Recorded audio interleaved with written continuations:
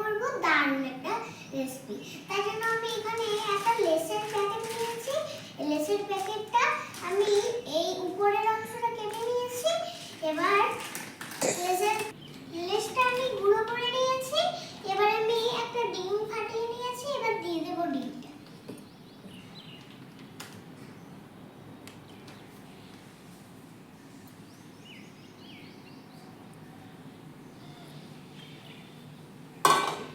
দিয়ে দেব পেঁয়াজ কুচি, টমেটো কুচি, এবার দিয়ে দেব লঙ্কা কুচি।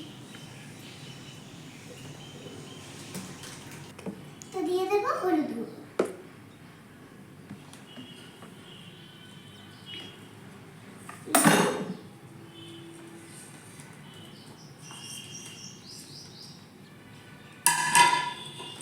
তো এবার আমি লেসের মুখটা ভালো করে ক্লিপ দিয়ে কেটে নেব। তো আমার খামচি দিয়ে আটা হয়ে গেছে। এবার আমি লেসের প্যাকেটটা দিয়ে দেব।